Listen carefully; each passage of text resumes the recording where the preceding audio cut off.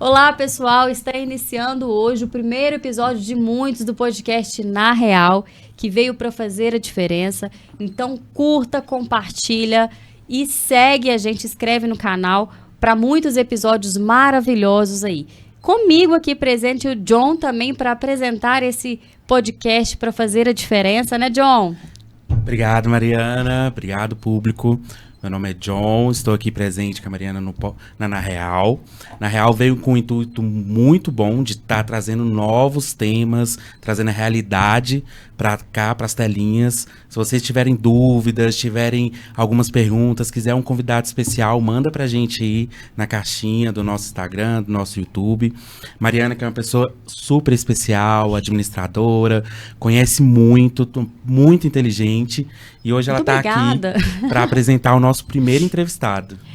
E com vocês, né, Antônio Leonardo, nosso querido Toninho, que veio para deixar um ensinamento, um legado aí, né? Não poderia deixar uma pessoa tão importante de abrir com chave de ouro o nosso podcast, né? Muito obrigada, Toninho, pela sua presença aí, né? Uma pessoa tão querida, não só para mim, para o John, mas para toda a população araxaense, com um conhecimento gigantesco. Então, a sua participação aqui é de extrema importância. Eu estou muito feliz da sua presença aqui. Prazer é meu.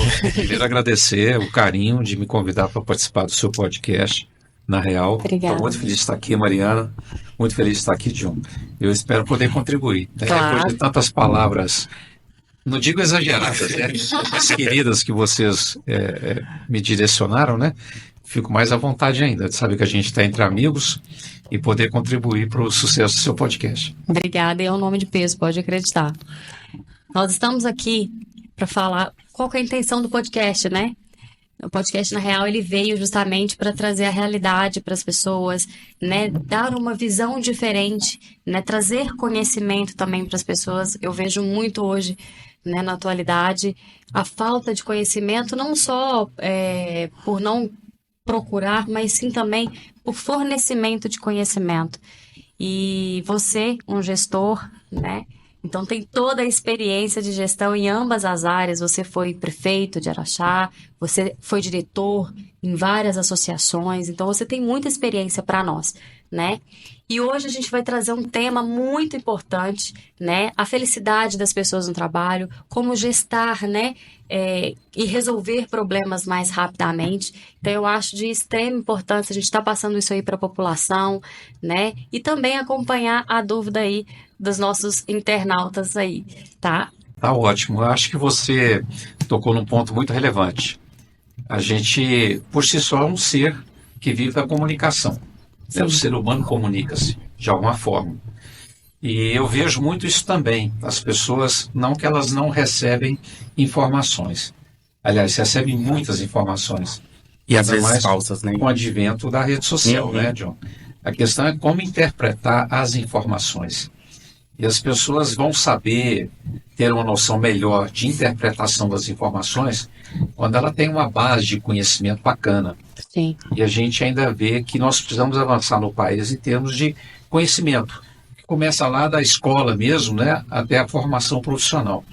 E as pessoas, com esse volume de informações, às vezes não passam o filtro naquilo que é mais relevante, entender, compreender, discutir. Então, vira essa miscelânea de informações e nos dá essa sensação de que as pessoas são mal informadas. Sim. Não, é a leitura da informação que às vezes está equivocada. Não é tão transparente. E esse aspecto que você abordou, que é a questão da felicidade no trabalho, é um tema extremamente atual. Hoje nós já temos nas grandes empresas a gerência operacional só para a felicidade, que é o chefe operacional da felicidade ou o diretor de felicidade. As grandes corporações hoje no mundo, inclusive no Brasil, já tem uma área específica voltada para a felicidade no trabalho. Isso não é uma coisa nova, mas tomou um pulso muito grande com a pandemia. Quando as pessoas, Mariana, tiveram que, da noite para o dia, voltar para casa, para o home office, né, que a gente conhece, e elas não estavam preparadas para essa mudança tão radical. Porque até então o trabalho era o ponto de encontro, o ponto de harmonização, né, o ponto de acolhida, e de repente eles voltaram para casa e ficaram todos distantes desse movimento de relação humana. Isso criou um impacto na cabeça do ser humano. Se você fizer análises científicas que já foram demonstradas, muitas pessoas adoeceram com a pandemia e foi a doença psicológica, não foi só a doença do Covid, foi a doença psicológica. E agora nós estamos num processo, né, de retorno, de volta. Muitas estão ávidas por voltar, outras não querem voltar. Então as empresas começaram a discutir que, além da questão salarial, daquilo que eu pago para o meu funcionário, o que é importante para ele. E nessas pesquisas se descobriu que as pessoas estão mais seletivas. Sim. Nem só salário segura mais as pessoas hoje nas empresas. As pessoas começaram a valorizar o lazer, o convívio familiar, as viagens, né, dentro da possibilidade de cada um. Então a gente vê que essa felicidade no trabalho passou a ser um ativo importantíssimo a ser trabalhado pelas empresas, porque essa satisfação tem tudo a ver com produtividade. E é uma questão a se levantar justamente isso, né? Muitas das pessoas tiveram que sair de um setor e ir para outro totalmente diferente, né? E às vezes dá certo, ótimo, e às vezes também não dá certo. Então, assim, as pessoas tiveram que renovar, inovar também e trazer o que é do coração, né? Aquilo que traz aquela felicidade para ela, para poder ir. E principalmente, hoje, nós precisamos saber que os que estão na administração, os que estão gestando ali, que estão fazendo o papel de gestor, ele precisa ter uma visão além, para saber por que será que aquele funcionário ele não está desempenhando aquela função de maneira adequada. Alguma coisa está incomodando. Exatamente. Porque tem aquela separação, né, da vida profissional e da vida pessoal. Mas, às vezes, o problema, né, por exemplo, da pandemia, era um problema tão gigantesco, às vezes a pessoa não tinha o que comer em casa, então é uma separação que ela não consegue fazer. Ela está ali com um problema, com uma depressão, alguma coisa que realmente vai impedir ela fazer essa separação e cai o rendimento, né? As expectativas que ela tinha de vida, ela para de ter, né? Então, realmente, esse é o ponto principal. E a sua visão de gestor, com tanto conhecimento que você tem, nessa percepção, o que você faria, né? Qual que é a sua visão em um gestor, um administrador está tendo quando ele vê que o funcionário ele não está tendo aquela produção adequada, tem algum problema, algum toque ali? Olha, nós vivemos isso de uma forma muito intensa na pandemia. Às vezes até um pouco antes da pandemia já se verificava nos Estados Unidos um movimento que era chamado de demissão voluntária. As pessoas pedindo demissão do nada. Staff mental. Mas o que você vai fazer? Não, eu vou tirar um ano sabático. Vou viajar 6 meses. Né? Não, quero ficar em casa, quero ficar com a minha família. Então, isso, na realidade, é um fenômeno que aconteceu em que milhões de pessoas mundo afora pediram simplesmente demissão dos seus trabalhos. Aí foram investigar as causas desse pedido de demissão. Aí chegou na questão da infelicidade. Né? As pessoas estavam trabalhando numa rotina mecânica intensa e deixando de lado, às vezes, fatores que possam ser simples, mas extremamente relevantes para elas. Estar com a família, viajar no final de semana, ler um bom livro, assistir um bom filme. Então as pessoas começaram a valorizar isso de uma forma tão intensa que as empresas se alertaram. Falaram assim, poxa, eu estou achando que eu estou fazendo tudo através da gestão de pessoas para os meus funcionários, mas a dor dele não é a dor salarial. É a dor da atenção, é a dor da felicidade. Então começou um processo muito intenso, aí eu volto na questão da felicidade no trabalho, né? Diretorias criadas especificamente para isso, para poder conciliar a necessidade de trabalho, né? Do ganha-pão, vamos assim dizer, mas também com o bem-estar da pessoa. Aí você me pergunta, o que tem sido feito? A gente tem visto que as empresas estão trabalhando assim de uma forma muito relevante, dando muita importância a temas como diversidade, a temas relacionados à humanização interna das empresas. Então, isso tudo cria um arcabouço para que crie essa satisfação pessoal de você estar na empresa satisfeita com o seu salário, mas satisfeita também com algo além, que é o convívio com a liderança, né? Convívio com os colegas. Então, tudo isso hoje compõe um portfólio que as empresas têm avaliado muito, Mariana. Eu acho muito interessante, né? Quando eu me formei, a primeira coisa que eu fiz foi fazer um currículo, né? E apresentar numa empresa. Olha, eu vou te falar um negócio, eu não me lembro a última vez que eu vi ou tive notícia de alguém apresentando currículo numa empresa. As empresas estão contratando o quê? Solucionadores de problemas. Sim, exatamente. Tem que ser versátil. E você foi muito feliz na sua colocação. Você está numa área hoje, numa posição, amanhã você já está em outra. Exatamente. Você tem que ser versátil. Acho que essa é a palavra-chave, versátil. Jogar em todas as posições, adquirindo conhecimento, tendo um nível bacana de informação, saber estratificar essa informação, colher o que realmente é verdade, o que não é verdade, e compatibilizando a felicidade. Né? Pessoas mais felizes, comprovadamente, elas rendem mais para a empresa. Sim. Elas são mais produtivas. Eu falo que na minha administradora, eu tenho funcionários de todos os jeitos, de todos os humores. E eu sempre falo nas reuniões, eu tento fazer uma reunião por mês. As pessoas, quando eu falo isso, elas assustam. Ela fala assim, gente, mas uma vez por mês.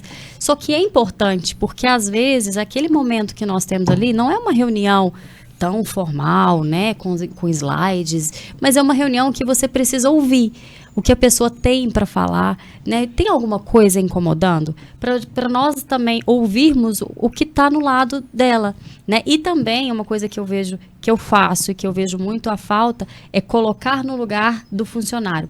Você tem um funcionário que ele está na minha situação, né? Na portaria, na zeladoria e na limpeza.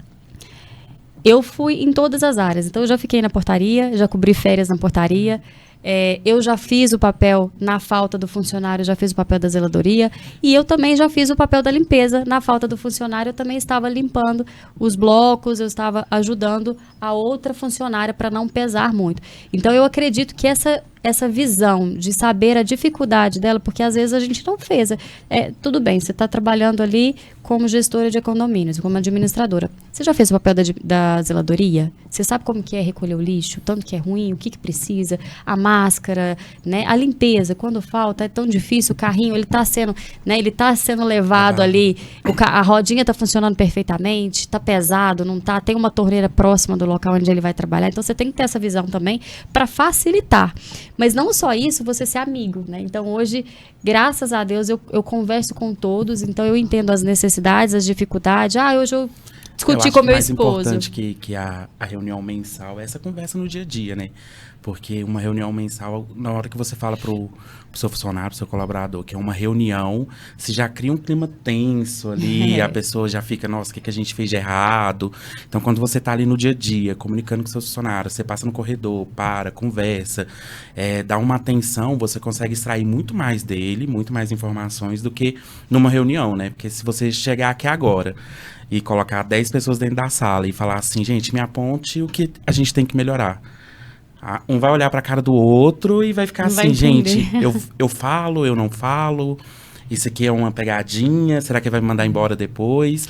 Entendeu? Vocês abordaram dois temas importantes. Se colocar no lugar do outro. Eu costumo dizer, colocar o sapato do outro para ver onde o calo está apertando. Exatamente. Porque a gente tem o costume, o hábito errado de fazer leitura errada das pessoas. Isso acontece assim, no nosso cotidiano, dentro da casa da gente. E essa palavra mágica se chama empatia. É você ser empático, se colocar no lugar do outro. As empresas, quando colocam na vitrine a questão da felicidade no trabalho e começa a criar espaços para que as pessoas possam se sentir acolhidas através da empatia, isso tem um resultado fantástico dentro das empresas. E aí cai no outro ponto que você mencionou, John, que é a questão da segurança psicológica. Hoje é outro vetor relevantíssimo na gestão de pessoas, e alguns já falam gestão de gente, né? A gente está evoluindo até na nomenclatura, né, John? É você criar espaços de segurança psicológica, para as pessoas poderem se manifestar, emitir opinião, né? Dizer porque não acha que está certo o que está sendo feito. Então, todo esse ambiente favorável para uma participação maior do colaborador, não apenas aquela rotina mecânica, tudo isso faz com que você crie um ambiente de trabalho extremamente favorável, que vai influenciar na vida da pessoa dentro da empresa e lá fora. Porque quando ele sai contrariado da empresa, ele tende a descarregar lá de fora. Quando ele sai mais leve, ele chega em casa com certeza numa outra postura, né? Até para ajudar a própria família nas dificuldades que não as tem diária. Então, eu falo que hoje o mundo da empresa mudou muito, né? Muito. É preciso a gente vivenciar isso que você está dizendo, de ter passado por todas as funções para sentir as dores das pessoas. E Toninho, assim, me permite chamar, né? Lógico. Você teve uma gestão muito grande e muito positiva na Prefeitura de Araxá, né? E você lidava com pessoas o tempo inteiro. Quando você tem uma empresa, é muito específico aquela empresa. Quando você está gestando, quando você tem uma gestão de uma cidade, né, a visão é muito maior, muito mais ampla. E aí tem várias as áreas, né? Nós temos a área da saúde, nós temos a área urbana, né, da economia. E você tem que estar ali apto a tudo. E tem a questão do secretariado, que é você não pode estar em torno do lugar, então nós vamos ramificar aquela função. Então nós estamos ali na área, né, eu sou o prefeito, mas eu tenho que ramificar nos secretariados, né? Que tem que ter pessoas de confiança. Como que você lidava com isso? Porque a sua gestão na cidade foi extremamente positiva, você é muito bem falado por todos, né? Todos aí ficam sempre citando o seu nome como exemplo na gestão. Como que você lidava com isso? Porque a cidade, ela é muito ampla também nos problemas, né? Então, nós temos pessoas ali com muitas dificuldades, nós temos problemas em todas as áreas com alto índice, né? Como que você lidava com esses problemas? Eu acho que isso vai muito do perfil das pessoas. Eu nunca tive dificuldade de relacionar com gente. Adoro relacionar com pessoas. E quando eu assumi a prefeitura, Mariana, foi em 2001, eu tinha acabado de ler uma obra escrita de um ex-governador do Paraná, já falecido, foi prefeito de Curitiba, para mim uma referência em termos de administração pública, que se chamava Jaime Lerner. E ele escreveu um livro que se chamava Acupuntura Urbana. E nesse livro ele dizia que era preciso que o gestor público tivesse noção exata do que era importante para cada pessoa, num modo exagerado de dizer, mas para um bairro, para uma região, sim, vamos assim dizer. E ele falava que não adiantava eu fazer um viaduto, porque de repente o mais importante não era o viaduto, era o buraco que estava na porta da casa do cara, da pessoa. As prioridades. Que estava incomodando, estava trincando a parede da casa dele. Aquilo entrou na minha cabeça, foi como que você vai administrar milhares de situações, né, que acontece no dia a dia na cidade, cada um às vezes com uma reivindicação, com um problema. E eu fiz um quadro, eu me lembro, mandei fazer um quadro e fixei ele na minha sala, no começo da gestão, e ficou 8 anos na minha sala. E eu fui criando os pontinhos vermelhos, amarelos e azuis. Lógico que eu comecei praticamente vermelho, né? Cada situação pontual que eu entendia que tinha sido relevante para aquela região, para aquele bairro, eu substituía o vermelho pelo verde. Eu falei, se Deus me permitir, ao término do mandato, eu quero ter isso aqui verdinho. E eu fiz dessa forma. Por quê? Porque quando você interage com as pessoas, você identifica e acolhe a situação que está incomodando ela, você ganhou um mando e uma autoridade para poder resolver essas situações. Você não pode se furtar isso, né? E resolve como? De forma simples, né? Escalando prioridades. O viaduto é importante? Nós temos o viaduto Max Neumann, que era uma reivindicação muito antiga ali, ligando a rua Uberaba com Serra Morena, Boa Vista. Sim. Mas eu tenho certeza que uma rua que eu liguei perto da rodoviária, de 100 metros, né, resolveu um problema secular de 20 famílias. Então é preciso conciliar. Quando você consegue esse equilíbrio, você vê que você está fazendo uma gestão plural, né, atendendo na medida do possível com os recursos financeiros a média da população. Então gera esse grau de satisfação. Eu tinha costume aos sábados pela manhã, eu andava de coletivo e eu não precisava de pesquisa e ninguém me trazia notícia, porque se eu saísse no coletivo e sentasse na última poltrona, e muita gente está me ouvindo, vai se lembrar disso, eu levava um bloquinho e todo mundo passava, sentava, olhava, não entendia nada. Na hora de sair, passava perto de mim e falava assim, aproveitar que o senhor está aqui, olha esse negócio para nós. Muito obrigado, foi resolvido. Ali eu tinha um termômetro da minha cidade, 2 horas que eu ficava dentro do coletivo. Bacana. Contato, né? Contato com gente. Então as pessoas é que dão esse feedback, né? Você tem que ter ouvidos, né, e boa vontade, saber que você está ali momentaneamente, mas que você, da noite para o dia, passa a ser empreendedor de sonhos, né? Exatamente. Muitas pessoas depositam em você sonhos. Nem todos possíveis, mas você tem que pelo menos ajudar as pessoas a função, viver essa realidade, né? Que geralmente pessoas de renda mais baixa não se sentem direito. Eu fico muito feliz de falar sobre isso, porque assim, se tem uma coisa boa na administração pública, é mexer com as pessoas. Não me cria. Eu saio da prefeitura às vezes 2 horas da tarde, Mariano, e para almoçar, chegava lá em casa, tinha gente me esperando. Eu falei, por que você não foi lá na prefeitura? Eu estava lá agora. Eu falei, não, estava cheio, eu sabia que o senhor ia me atender aqui. Né? Você acredita que depois de 10 anos encontrar com essa pessoa na rua? Ele falou, Toninho, não esqueça o dia que eu fui, você me atendeu lá na sua casa. As pessoas são carentes, né? De afeto, de atenção. Atenção. É isso que nós precisamos levar para as pessoas, né? A pessoa era na prefeitura muito cheia, John, que eu recebia todo mundo, graças a Deus. Aí eu falei assim, quem não conseguir falar comigo, anota o telefone e o número. Domingo à tarde eu ia para a prefeitura do gabinete, ligava para as pessoas que não tinham sido atendidas durante a semana. A reação das pessoas eram as mais engraçadas do mundo, né? Não, isso é trote. Não é possível que o senhor está me ligando. Não, mas eu tive aí, já, entendeu? Então, eu acho essas coisas, sutilezas que a gente chama, é que faz diferença para as pessoas. As pessoas pedem muito pouco. Elas querem atenção e resolutividade. Então, acho que isso tem que ser a mola mestra para quem vai gerir uma coisa desse tamanho, que é uma cidade. Eu ouço muito, né? As pessoas falam muito comigo justamente. É uma frase que é muito impactante se eu ouvir justamente isso. Eles não fazem nada. Ou então essa perca de esperança, não só no âmbito político, mas, né, às vezes na empresa também, mas essa questão de eu já falei, eles nem deram ideia, ou não resolve, né? Realmente principalmente a população mais carente, né? Tem esse pensamento. Exatamente. Então, assim, a questão mas de quem ouvir, precisa né? de governo A população mais são carente. as pessoas que demandam mais serviços, né, do poder público. As pessoas têm que ter um olhar especial para elas, porque elas não esquecem quem votou. Determinada faixa, se perguntar, capaz nem lembra quem votou. Essa Exato. semana Elas não eu fui dependem. em Pé de Patos. Como é que é o nome da cidade? Vazão de Minas? Varjão de Minas. Varjão de Minas. E aí eu tô trabalhando com vendas de outros produtos também. E fui lá nessa cidadezinha. A gente tem parceria com a prefeitura e o prefeito de lá saiu e entrou a vice. E pensa numa senhora, assim, do povo.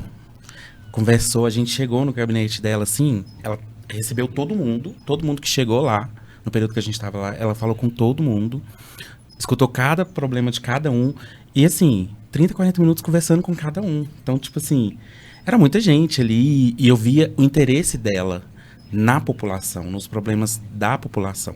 Não nos problemas grandes, né? Porque a gente fala que a gente que é minoritário, né? A gente vê as obras grandes, né? Um viaduto, vê uma construção nova. São detalhes, São né? detalhes grandes que estão à vista de todo mundo. Uma obra que sai na rádio, na televisão, alguma coisa assim. E eles não, eles estavam... E ela estava preocupada com o pequeno, tipo assim, o buraco, igual o Toninho falou, o buraco tá na porta de casa, ó, tem um buraco lá que tem 10 anos. Não, vou mandar lá, pode ir lá que segunda-feira eu tô resolvendo. Hoje uma cidade do Porto Araxá, obviamente, né, eu estou falando de depois de 15 anos, ela mudou muito, deve ter o dobro de bairros que tinham na minha época, e hoje as ações são muito estratégicas, né, você tem que cuidar muito também do macro. Se você tem uma boa equipe, né, que possa falar em seu nome e acudir essas demandas, ajuda muito também, porque é humanamente possível hoje, eu imagino, um prefeito, né, acolher todo mundo. O volume de coisas que eu acolhi há 15 anos atrás. E o que a gente fala também é justamente atualização. A necessidade da pessoa há 20 anos atrás talvez não é a mesma necessidade de hoje. E eu acredito, né, fielmente na mediação de conflitos. Eu lido com isso diariamente. E a mediação de conflitos é extremamente importante, né? Você tem um problema, mas o problema iniciou entre A e B. Qual que é o problema do A e qual que é o problema do B? Então, eu tenho que ouvir ambas partes para tentar achar uma solução rápida, eficaz para as duas partes envolvidas, né? Então, essa mediação de conflitos é extremamente importante. E na questão, né, do povo, vamos dizer assim, nós precisamos principalmente dar atenção, né, Torinho? Que é os detalhes, você conversar, você entender a necessidade do outro, você sentar e falar, vamos tomar um cafezinho aqui, né? Qual que é, o que você está precisando? Vamos conversar. Eu assisti uma entrevista ontem à noite, ela era gravada, mas eu fiquei admirado da pessoa que concedeu a entrevista. Hoje ele é secretário de Estado de São Paulo, já foi ministro, e eu não tinha assim, uma leitura definida sobre ele. E me chamou tanta atenção a entrevista dele, eu falei, poxa, como que eu não conhecia esse cara antes? Como que eu não li coisas que ele publicou? Me acrescentou muito. E ele fala no final da entrevista dele que o papel do gestor se resume também a gestos de generosidade Exatamente. com a população, porque ele não foi ele foi eleito pelos eleitores dele, mas ele é prefeito de um todo. Então, quando você recepciona também um convívio não conflituoso com aqueles que não optaram por votar em você, isso é um papel assim grande, um papel de grandeza humana. Então ele falou que administrar também é gestos de generosidade, e o papel principal do gestor, principalmente na cidade, que é onde as coisas acontecem, é ser um agente pacificador. O gestor não pode fazer muros, ele usou essa expressão, né? Ele foi colocado lá para fazer pontes. Exato. Então achei muito bacana o que ele falou, calha muito com o que você está falando, que você vive no dia a dia, que é essa gestão de conflitos, né? Administrar também é administrar conflitos, interesses. É porque nem todo mundo, né, que você vai lidar, nem todas as pessoas gostam de você, e é normal. Eu, principalmente, né, não só em administradora de economias, mas eu também sou síndica. Então, pensa um papel difícil, porque você tem que ser a chata, né? Você tem que estar ali abordando as pessoas. Olha, isso você não pode fazer, tá no regimento.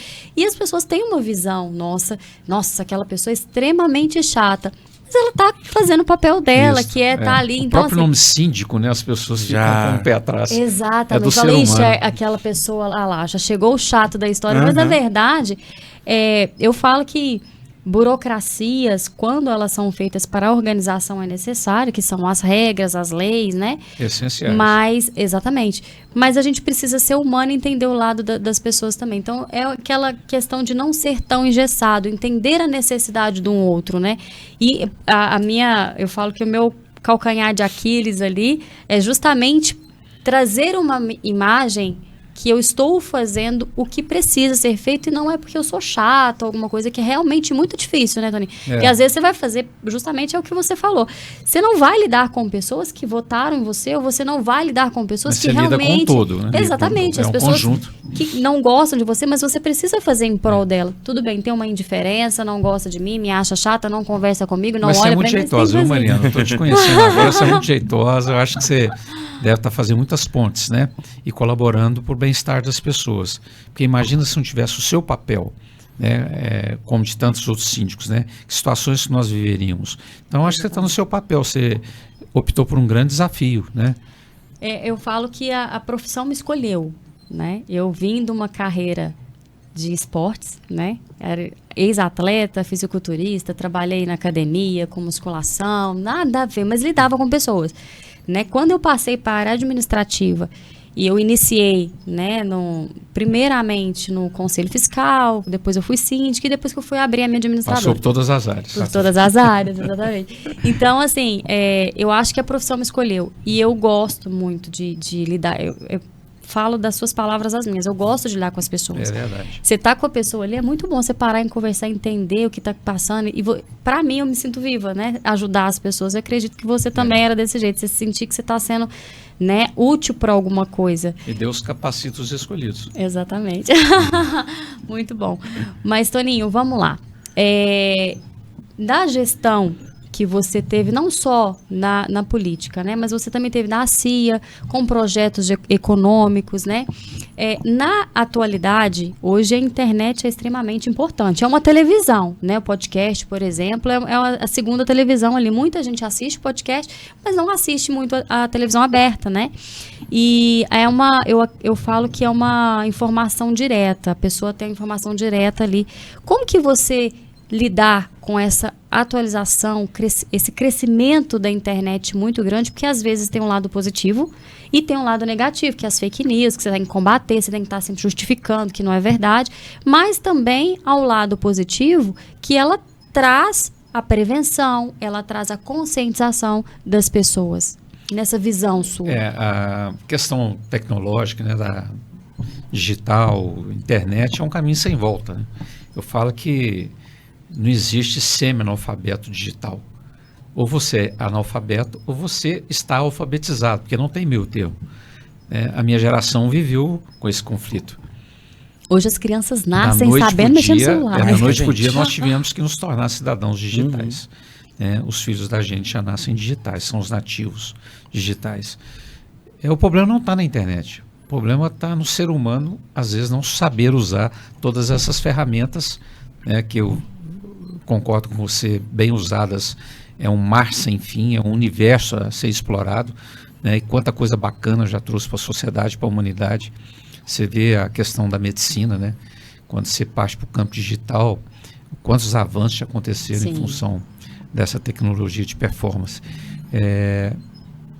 As ponderações, elas são necessárias, tanto é que os homens que são responsáveis por criar leis, né, sempre estão criando novas leis para regulamentar o uso da internet. É necessário, tem que haver regras, né? Principalmente porque você lida o tempo todo com a questão humana, reputação, dignidade, uma série de coisas. Tem que ter leis, né? E a gente sabe quantos prejuízos isso já foram causados e que simplesmente aniquilou as pessoas, né? Alguns exageram, falam, isso é terra de ninguém. Não, tem muita gente boa atuando na internet, produzindo coisas boas. Você pega essa parte mais religiosa, por exemplo, né, quantas pessoas estão usando os meios da internet para evangelizar, para trazer coisas boas. Então, assim, não sou tão pessimista, não. Eu acho que existem pessoas e pessoas. Algumas predestinadas para fazer o mal e outras para fazer o bem. Né? Mas é extremamente importante. E a luta é essa, né? A Bíblia já fala, você tem que lutar o tempo todo contra o inimigo. Exatamente. Se a gente cruzar os braços é pior, né? Vamos enfrentá-lo, né? Com as forças que Deus nos deu. Então eu sou otimista em relação a isso. Você pega o caso da TV aberta, por exemplo. Eu trabalho numa empresa de comunicação de TV aberta há 15 anos e quando começou muito aceleradamente essa questão da internet, obviamente você fala assim, olha, esse negócio que eu tô vai parar onde? Né? Seu filho assiste televisão? Não. Mas o que é? Não, está na rede social. Mas ele assistia televisão. Então dá aquela sensação de perda de audiência. Mas eu acompanho isso muito porque é o meu negócio, né? Eu vi uma transformação profunda de 10 anos para cá da TV aberta em relação aos meios digitais. A TV 3.0 está vindo aí agora. Né? Que você vai com o seu controle fazer o que você quiser com a TV e a internet ao mesmo tempo. Ao mesmo tempo, você está assistindo uma novela lá da sua preferência, aparece a atriz lá com a bolsa e você gosta da bolsa, na mesma hora você já clica, já vê onde vende a bolsa, quanto custa, quiser uma interatividade plena. E ela é importante para isso, né? Eu falo que a internet ela é importante justamente para o lado econômico, principalmente. Muitas das pessoas que fizeram isso na pandemia, né? Que perderam seu emprego, fecharam suas empresas, mas que abriram aquela... Corpo Delivery. Exatamente, aquela empresa digital. Então, nós temos muitas lojas online, né? Muitas. Hoje é tão... Antigamente, você tem que ir na loja escolher roupa, ou então leva a sacola para casa, que, né, elas juntam as peças que você gosta, experimenta e volta. Só que hoje em dia você vê lá na internet a peça que você quer, já tem as medidas, né? Eu tenho uma amiga que tem uma loja que bomba no Araxá e ela somente online. E quando ela me contou, né, quando foi a idade, ela falou, Mariana, agora eu preciso inovar e eu quero montar minha loja. Eu assim, fiquei um pouco assustada. Falei, gente, será que vai dar certo, né? Mesmo porque internet você tem essa visão que você não tem aquele cliente palpável, né? Você não está vendo, né? Mas é um sucesso. E riscos como qualquer negócio. John, por exemplo, tem umas situações muito engraçadas. A pessoa encontra comigo e fala assim, eu não assisto TV aberta. Passa 2 minutos e você fala assim, você viu aquela matéria que saiu ontem à noite? No Fantástico? Eu falei, esse cara está assistindo televisão, mas ele não quis falar. Segundo exemplo que eu dou muito. Qual que é o Twitter mais buscado nos meses de janeiro a abril? Big Brother. Todo mundo assiste, né? O cara pega, vai para a internet comentar um programa de televisão. Então essa interatividade já está acontecendo a uma velocidade muito grande. E o último exemplo que eu dou é o seguinte, foi criado um banco há alguns anos atrás, chama Nubank. Sim. Que é só para nativos digitais praticamente. Meu filho, a primeira conta que abriu foi no Nubank. Hoje, se você assistir o Jornal Nacional, o Nubank está no centro do Jornal Nacional. Ele fala, como que o Nubank, que só mexe com nativo digital, foi para a TV aberta? Você fica pensando. Mas por quê? Porque a TV aberta no Jornal Nacional traz um público para o Nubank que o Nubank não consegue atingir sozinho, que é 40 a mais. Entendi. População de 40 a mais, eu me incluo, né? 40 a mais. Então você vê que a transformação é muito grande. Esse povo não dá ponto sem nó. Assim, espertos, né? São para todas as áreas. Muito grande. Então essa interatividade, eu acho que uma plataforma veio ajudar os mecanismos tradicionais que já existiam. Gente, rádio virou televisão, eu acho com a internet o mercado se mesclou ali, né? Tá todo mundo nos 3. Hoje você não tem só TV aberta. TV, ela tá presente nas redes Interagida, sociais, ela tá no interagida. YouTube, ela tá em Exatamente. todos os canais. O que você tinha falado do Big Brother, por exemplo, eu não assisti nenhum episódio do Big Brother, mas eu sabia o nome de todos os participantes, porque às vezes a gente tá ali, né, Na rede nas social, redes sociais, no você tava lendo, aí tem Você uma vai nos portais mensagem. de notícia, Só você fica sabendo fala. De tá tudo. acontecendo, né? Não, às vezes você abre ali. Às vezes você tem aplicativos no seu telefone que ele tem anúncios, tem direcionados, entendeu? Ó, um dos culpados é o Igor, você sabe disso, né? Porque antes você tinha aquele charme de ouvir alguém falar no rádio e não ver a imagem. Fala assim, será como que essa pessoa é? Né? Esse cara tem uma voz bonita, esse cara é alto, é baixo, pô, esse cara é inteligente. O Igor, com a transformação digital, ele coloca o cara das pessoas no vídeo. Né? Então, ele é um dos responsáveis. E não falar nisso, gente, quero deixar aqui um recadinho importantíssimo desse café maravilhoso. David Oliveira deixou aqui um café gourmet, vou até apresentar aqui para vocês, 100% arábico, tá? Premiado, ganhou o primeiro lugar de fermentação industrial da Expo Casser, perdão, aqui, gente. Mas é um café gostoso demais. Você gosta de café, né, Toninho? Adoro. Pode experimentar? Por favor. E, ó, eu não confio em quem não gosta de café, não, viu, gente? Ixi. A pessoa que não gosta de café...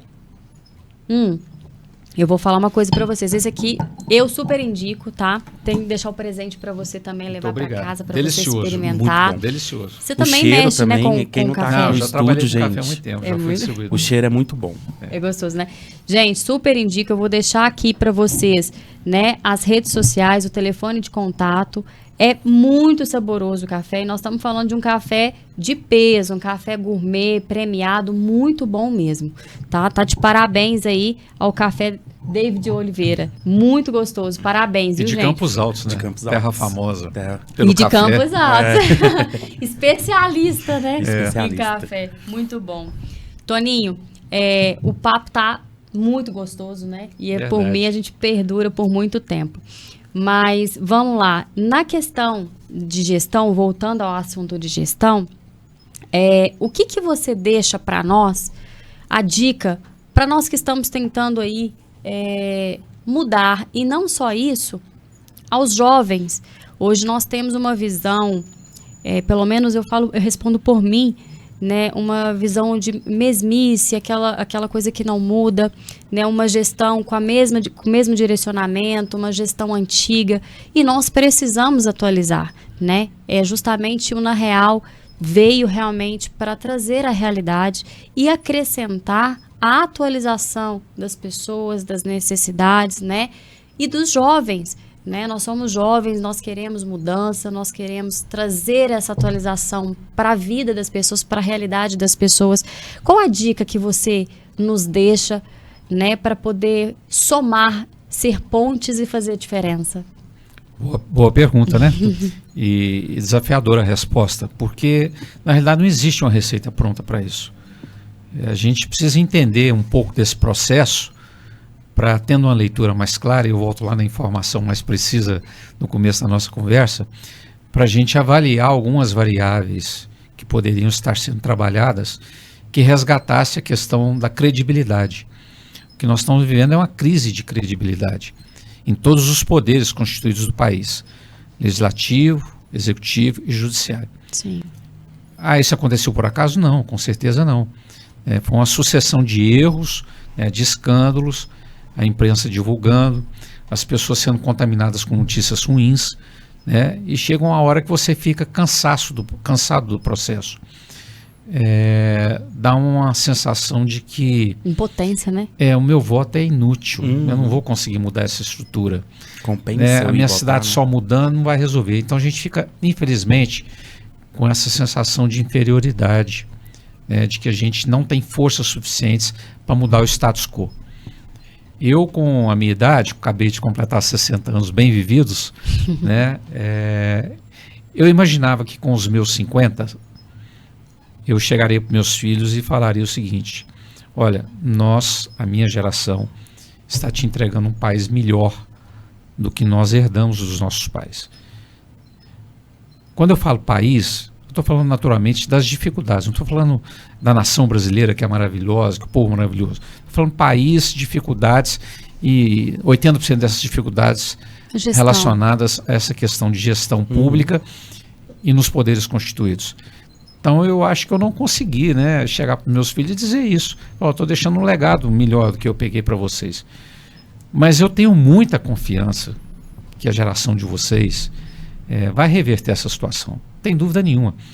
Porque vocês têm algumas variáveis, que eu comentei agora há pouco, importantes, irmãos.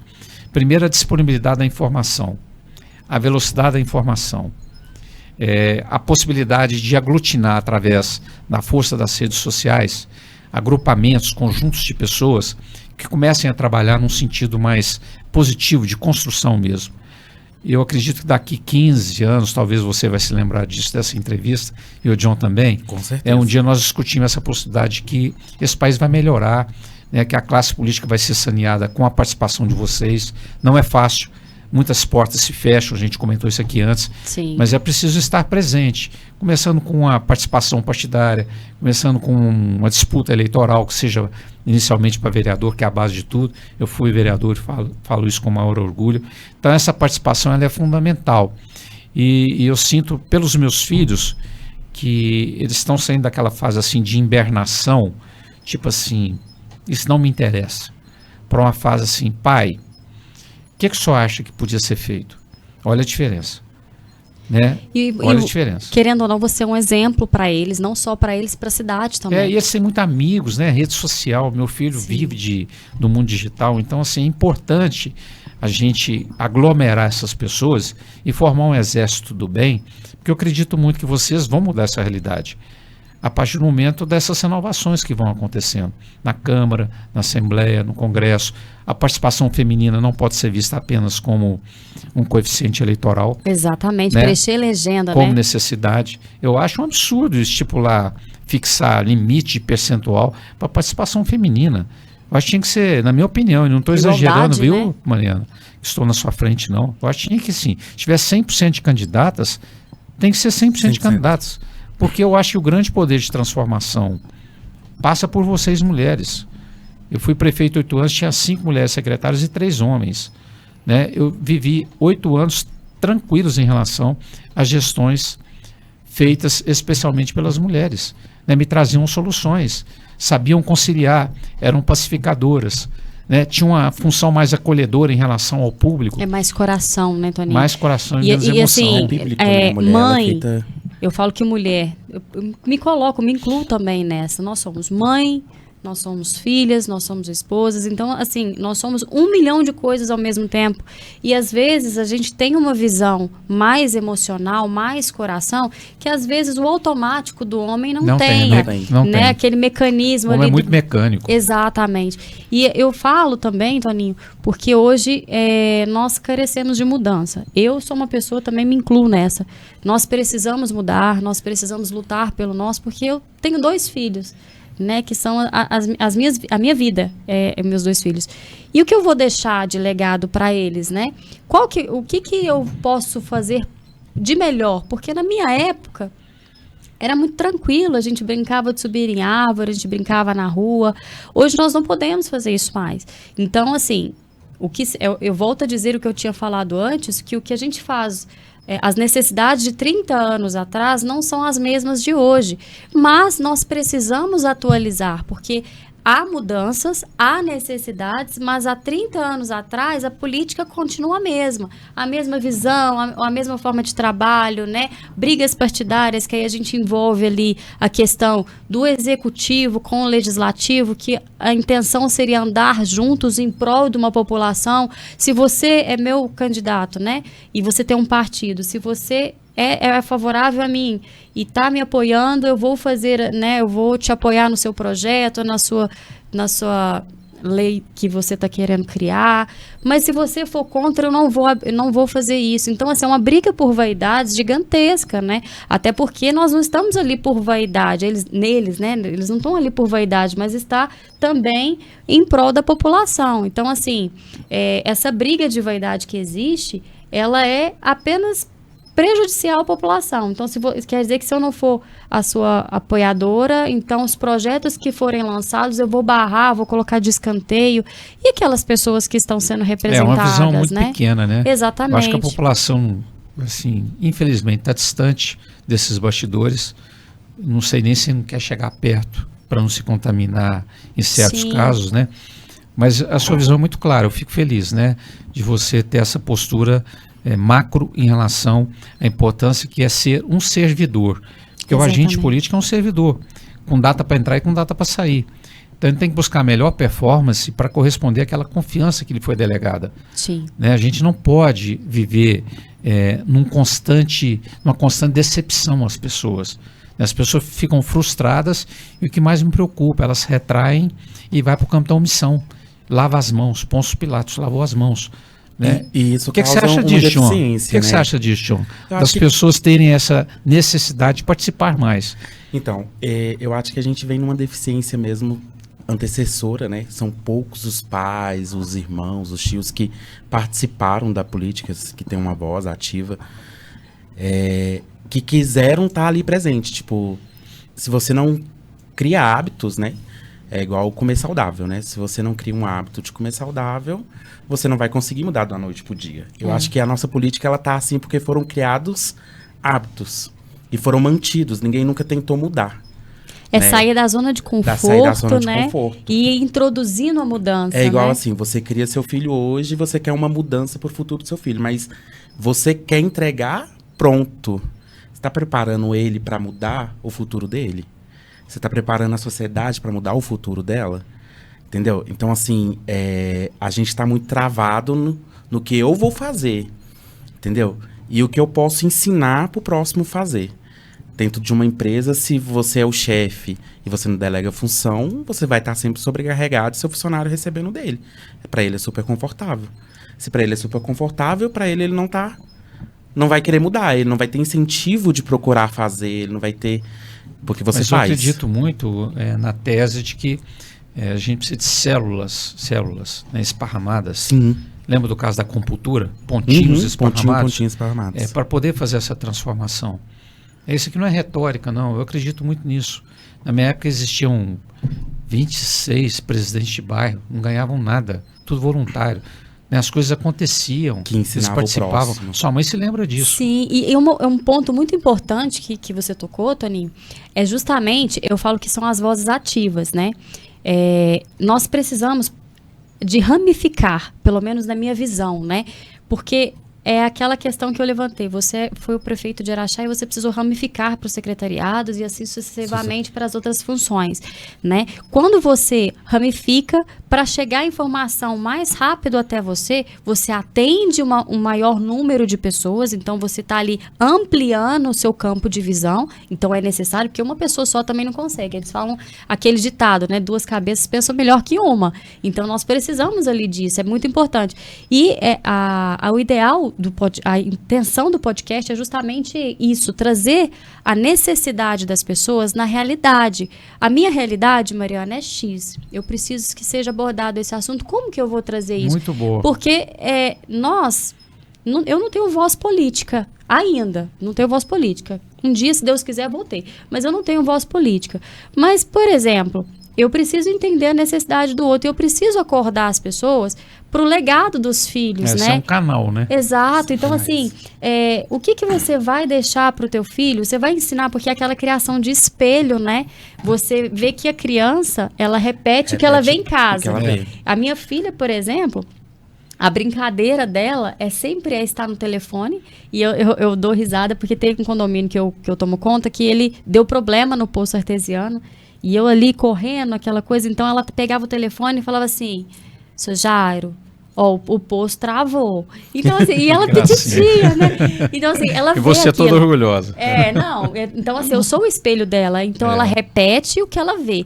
Se nós, né, estamos repetindo se nós estamos recuando e não correndo atrás dos nossos direitos e não criando forças para realmente mudar, porque é muito fácil a gente estar no sofá da nossa sala, sentada no sofá, olhando televisão e falar assim, lá é tudo igual. Só reclamando. Mas 1% que foi fazer a diferença muda muito. Nós estamos vendo isso no legislativo hoje, né? Que nós temos pessoas minorias, mas nós temos uma pessoa que chega lá e faz a diferença e barra algumas coisas. E resgatando bandeiras, né? Porque a gente perdeu as bandeiras ao longo do tempo. Sim, e o interessante é tentar criar essa vontade de mudança e trazer para os nossos filhos. Não, meu filho tem direito de ter uma saúde bacana, meu filho tem direito a ter um estudo bacana, né? Vamos lutar para isso, porque na nossa falta, eles vão ter um legado ali. Por isso que eu acredito muito que essa vontade de que as coisas possam tomar um rumo diferente, ela está muito latente, né, na geração de vocês. Então, eu acredito que isso é como um vulcão. O vulcão não tem dia para explodir. Em que pesa o cientista, fala, tal dia vai... Ele vai estourar. Isso está como um vulcão no coração das pessoas. Isso é muito importante para o país, para a nossa nação. Né, para a gente dar uma guinada, mudar esse contexto político que está aí, que infelizmente não tem gerado resultados. É um país extremamente dividido, nós e eles, isso só trouxe prejuízos para nós, né? E as pessoas que estão lá no poder se alimentam desse processo de polarização, porque é interessante para eles, e dane-se as pessoas. Eu sou radicalmente contra essa polarização e acho que isso foi um dos maiores atrasos que poderiam ter acontecido nesse nosso país. É dividir o país no meio, né? Como se um tivesse defeito e outro não tivesse. São tudo, desculpa, farinha do mesmo saco. Né? E todo mundo órfão aqui embaixo, esperando que surjam expectativas novas, né? Para ocupar esses espaços. E a gente vê isso na política, Toninho, justamente aquela questão. Na hora que eu entro... A expressão aqui passa na censura? Passa farinha do meu saco. E assim, que é tudo igual, né? Exatamente. E a gente vê justamente na política, é aquela questão. Eu criei um projeto muito bom. Um legado. Um político deixou um legado muito bom. Ele saiu, trocou-se, né, o gestor vamos colocar assim, da área executiva, do setor executivo, aquele projeto que é bacana para a população, ele sai. Não fui eu que criei. Então, gente, como assim? Mas ele foi bom. Você está ali representando a população. Eu vivi situações aqui, quando eu deixei a administração municipal, de projetos importantíssimos, simplesmente passar a chave. Então, é isso que eu não consigo, não entra na minha cabeça. Isso, assim, é uma visão muito tacanha, né? Muito pequena. É muita vaidade, né? Você fala, vou deixar de fazer aquilo porque não fui eu que criei. Tá, mas e aquilo? Não foi você que criou, mas foi uma ideia muito bacana, a população super aderiu, está sendo positivo, por que você vai tirar, né? É o mal do ser humano. E vocês dois têm uma responsabilidade muito grande, viu? A partir do momento que vão para a rede social, trazem pessoas para... assim, opinar, né, discutir ideias, isso é muito relevante, porque do outro lado tem pessoas ávidas por conhecer o seu ponto de vista, por agregar valor na opinião que ele já tem, isso é muito relevante. E assim, eu tenho só que agradecer a sua presença aqui. Eu que agradeço. Eu conheço demais. Eu desacostumei, viu, de falar. Não nada, tá em plena forma. Exatamente, tem taca. Desacostumei. E assim, eu conheço a sua gestão, a minha família, né, participou também da sua gestão. Então, eu sou suspeita para falar e eu acredito que não só a minha pessoa, mas para a população de Araxá, você é um grande exemplo, né? Coração, é do povo e você realmente ouve as pessoas, que é o principal, né? Você se colocar no lugar do outro, isso para mim, e é a visão de gestão, né? Que eu acho que tem que ter essa visão. Você tem que saber lidar, você tem que saber mediar conflitos. Então, assim, eu sigo muito... o seu exemplo. Muito obrigado. Acho que você é sim E olha que nós nunca conversamos, né? Exatamente. Muito obrigado. Acho que é uma visão perfeita para como lidar com as pessoas, para como lidar com as dificuldades. Não tem receita pronta, né, Mariana, para nada, mas assim, há indícios, né, que te levam a tomar decisões mais corretas. Então você tem que trabalhar essas possibilidades para que na ponta final o número de beneficiários seja maior. Exatamente. Né? Não pode ficar uma legião de pessoas... Maximizar, né? Uma legião de pessoas puxando uma corda de um lado, outro puxando do outro, e no fim você está no meio ali. Gente, o que é isso? Para que isso? Exatamente. Então, muito bom. Tem que ser feito melhor.